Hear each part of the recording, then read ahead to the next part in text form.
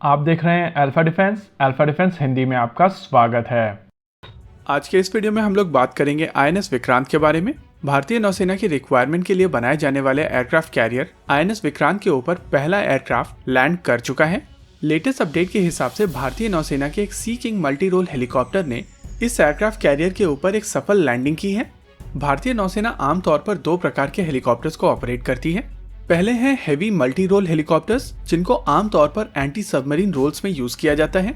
इस कैटेगरी में भारतीय नौसेना वेस्टलैंड सी किंग्स को ऑपरेट करती है।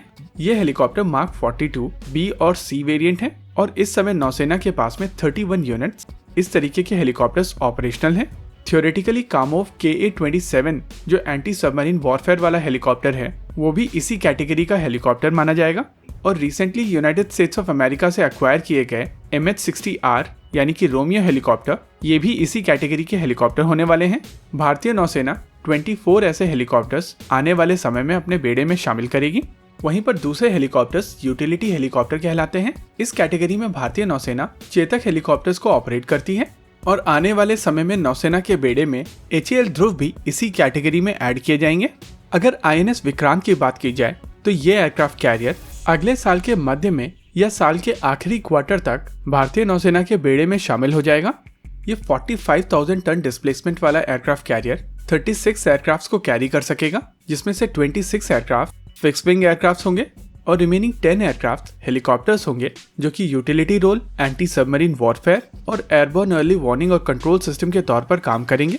अगर फिक्स विंग एयरक्राफ्ट की बात की जाए तो माना जा रहा है कि इस एयरक्राफ्ट कैरियर के ऊपर से MiG-29K ऑपरेट करेंगे। हालांकि अगर भारतीय नौसेना के पास में MiG-29K के नंबर को ध्यान से देखा जाए तो ये केवल 36 यूनिट्स हैं और ये 36 एयरक्राफ्ट अगर इन दोनों एयरक्राफ्ट कैरियर्स के साथ में बांटे जाएंगे तो दोनों एयरक्राफ्ट कैरियर के हिस्से में 18 MiG-29K आते हैं, जो कि इन एयरक्राफ्ट कैरियर की टोटल कैपेसिटी से 8 एयरक्राफ्ट कम है। और वो भी तब जब इस चीज के लिए हम लोग इन एयरक्राफ्ट की अवेलेबिलिटी को कंसिडर नहीं कर रहे हैं, क्योंकि अगर इन एयरक्राफ्ट की अवेलेबिलिटी के ऊपर ध्यान दिया जाता है तो 65% अवेलेबिलिटी के हिसाब से किसी भी समय इन 36 एयरक्राफ्ट में से 24 एयरक्राफ्ट ही अवेलेबल होंगे।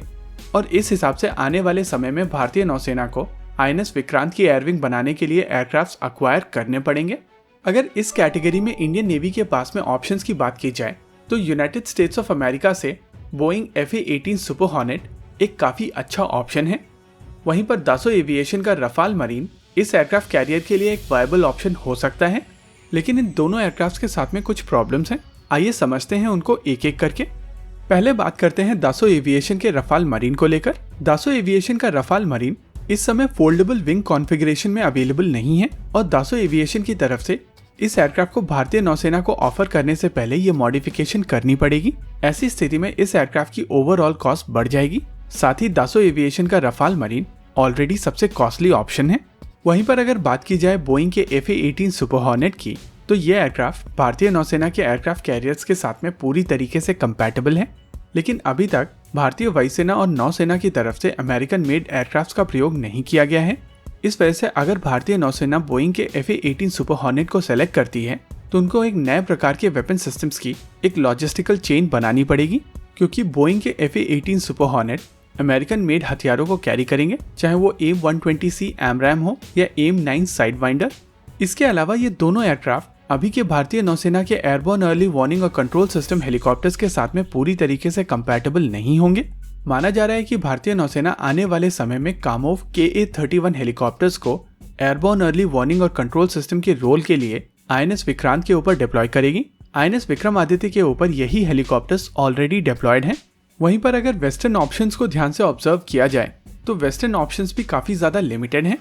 HMS क्वीन एलिजाबेथ के ऊपर से ऑपरेशनल मर्लिन HM-2 क्रोजनेस रेडार के साथ में एक अच्छा ऑप्शन हो सकता है, लेकिन अगस्ता वेस्टलैंड भारत में ब्लैकलिस्टेड है। ऐसी स्थिति में भारतीय नौसेना के पास में ऑप्शंस लिमिटेड हैं। ओवरऑल साल 2022 में INS विक्रांत ऑपरेशनली भारतीय नौसेना के बेड़े में शामिल कर लिया जाएगा। ऐसी स्थिति में जितनी जल्दी इस एयरक्राफ्ट कैरियर की एयरविंग को कंप्लीट कर लिया जाता है, ऑपरेशनली यह भारतीय नौसेना के लिए उतना ही बेहतर होगा। इसी के साथ आज के इस वीडियो में रखते हैं केवल इतना ही। वीडियो को अंत तक देखने के लिए धन्यवाद। देखते रहिए अल्फा डिफेंस। जय हिंद।